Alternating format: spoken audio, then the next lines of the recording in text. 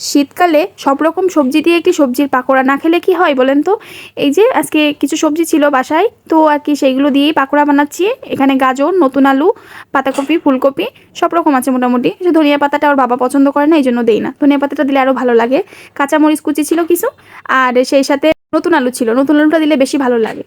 তো প্রথমে আর কি বেসন দিয়ে নিছি। তো বেসনটা দেখতেই পাচ্ছেন কি পরিমাণ ময়লা। বেসনটা আসলে যখনই কোনো চপের ভিতরে দিতে হয় আর কি একটু টুকে নিয়ে দিলে আর কি সেঁকনিতে ছেঁকে নিয়ে হালকা দিলে আর কি জিনিসটা ভালো হয়।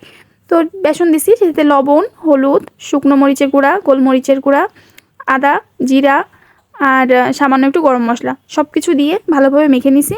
তারপরে এই যে অল্প করে তেলে দিয়ে সব কিছু আপনার লাল লাল করে ভেজে নিব এপিঠ ওপিঠ দুই পিঠে। আসলে আমার কড়াইটা নেওয়া ভুল হয়ে গেছে। কোনো একটা ননস্টিকের প্যান নিলে সেটা ভালো হতো আর কি। তো পরে লেগে যাচ্ছিলো, তো কিছুক্ষণ পরে ঠিক হয়ে গেছে। যেহেতু আজকে আমাদের নিরামিষ ছিল এই জন্য আর কি আমি পেঁয়াজ দিই নাই। এতে একটু পেঁয়াজ দিলে জিনিসটা আরও ভালো হয়। পেঁয়াজ ছাড়াও খেতে অনেক ভালো লাগে। তো এই যে ভেজে লাল লাল করে ভেজে তুলে নিছিলাম। আর এতে সামান্য একটু আদা, রসুন এটা দিলেও বেশ ভালোই লাগে। কিন্তু আমি আর কি বললাম ওই যে নিরামিষ খাবো আজকে আমরা, তো আর কি কিছুই দেই নাই। তো খুবই মচমচে হয়েছিল। ও হ্যাঁ, বলতে ভুলে গেছি, আমি খাওয়ার সোডা দিছিলাম হাফ চামচ, আর হাফ চামচ বেকিং পাউডার দিছিলাম। আসলে যে কোনো চপে খাওয়ার সোডা দিলে আর কি সেটা মচমচে হয় খুব ভালো। তো প্রায় আধা ঘন্টা পরে খেয়েছিলাম বানানোর পরে। তো খেতে খুবই মচমচে ছিল, ভাতের সাথে খেয়েছিলাম। তো আপনারাও বানাবেন, আশা করি ভালো লাগবে। ধন্যবাদ সবাইকে, টাটা।